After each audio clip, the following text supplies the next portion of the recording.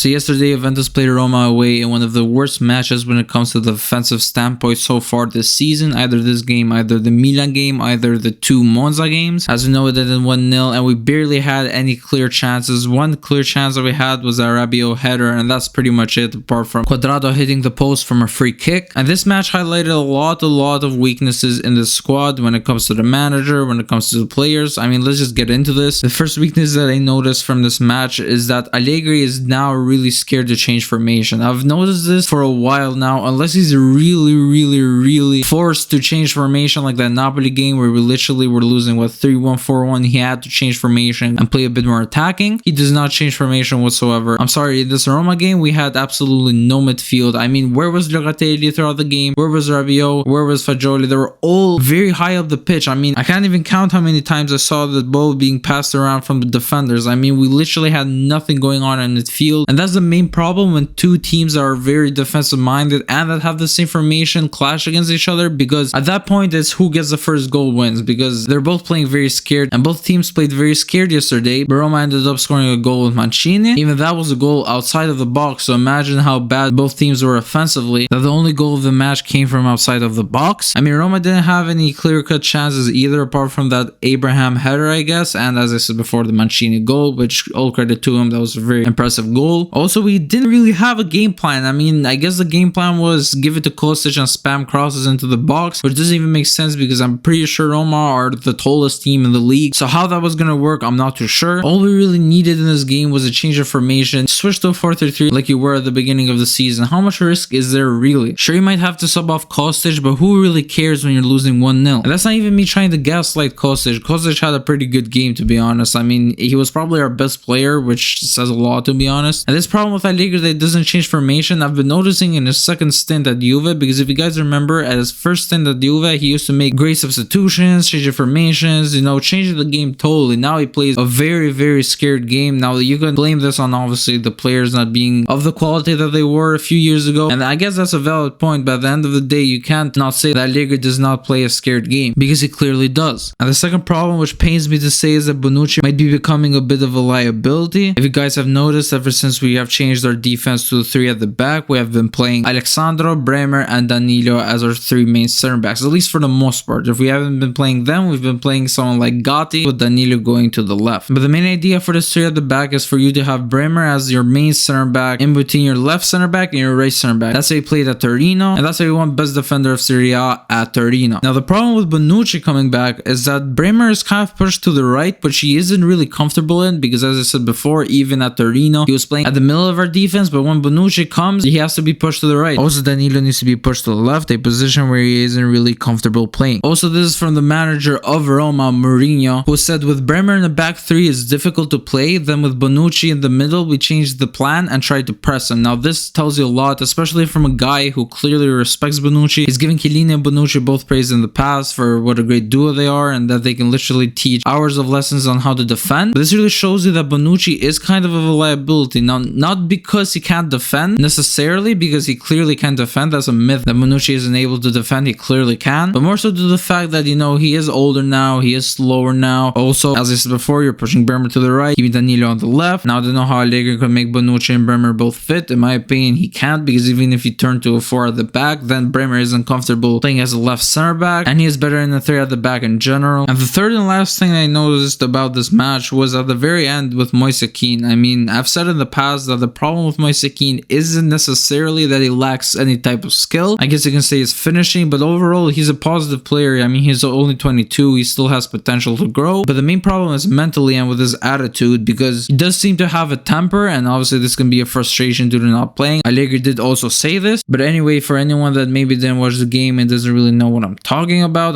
Moise Kean getting a red card in the final minutes, which obviously that's not the reason why we lost, by the way. People say that are very naive, because that's clearly not why we lost yesterday. At that point, they're just scapegoating Kean. Sure, he did limit our chances and basically destroy all our chances that we had of possibly getting an equalizer, but he was in no way, shape, or form the reason why we lost yesterday. Regardless, as I said before, this really highlighted the main problem with Moise Kean, which is the mental aspect of his game. I made an entire video on this, you can go and check it out. Anyways, I hope you guys enjoyed this video. If you did, make sure to like, share, subscribe for more kind of content, and I'll see you in the next one.